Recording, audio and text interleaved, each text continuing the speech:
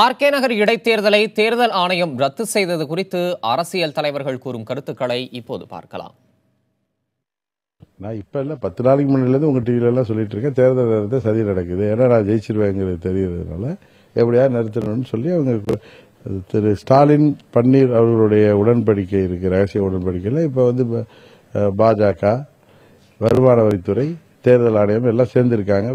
தேர்தலை மறுபடியும் எப்பொழுது நடத்துவோம் என்றால், நேர்மையாக தேர்தல் நடக்கும்படி எங்களுக்கு ஒரு வாய்ப்பு கிடைக்கும் பொழுதுதான் இந்த தேர்தலை நடத்துவோம் என்று சொல்லியிருப்பதும் வரவேற்கத்தக்கது.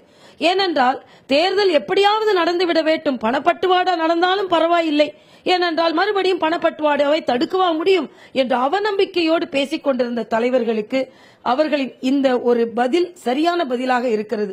ஒன்று, தேர்தல் ஆணையம் தனது தோல்வியை ஒப்புக்கொள்ள வேண்டும். இந்த தேர்தலை ரத்து செய்துவிட்டு பிறகு மீண்டும் சில மாதங்களில் அல்லது சில வாரங்களில் மறுபடியும் தேர்தல் நடக்கும். அவ்வாறு தேர்தல் நடைபெறுகிற பொழுது அரசியல் கட்சிகள், வாய்ப்புள்ள கட்சிகள் இந்த பணம் கொடுப்பதை அவர்களால் எவ்வாறு தடுத்து நிறுத்த முடியும் என்கிற கேள்வி எழுகிறது.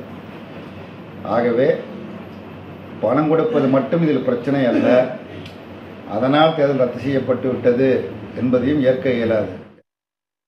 ஆனால் விஜயபாஸ்கர் இல்லத்திலே கைப்பற்றியதாக சொல்லப்படுகிற ஆவணங்கள் எப்படி வெளியானது, யார் வெளியிட்டது, அதிகாரபூர்வமான ஒரு வெளியீடா என்பதையும் அரசு விளக்க வேண்டும். ஆக இவர்கள் ஒரு உள்நோக்கத்தோடு தான் செயல்படுகிறார்கள். தேர்தல் நேரத்தில் வருமான வரி சோதனை நடத்தியதும் கைப்பற்றப்பட்ட ஆவணங்களை வெளியிடுவதும் போன்ற நடவடிக்கைகள் பாரதிய ஜனதா அரசின் தலையீடு இருப்பதை உறுதி செய்கிறது. ஆக தமிழக அரசியலில் காலூன்றுவதற்காக, வேரூன்றுவதற்காக திட்டமிட்ட இப்படிப்பட்ட செயற்பாடுகளில் பாரதிய ஜனதா ஈடுபடுகிறது என்பதையும் யூகிக்க முடிகிறது.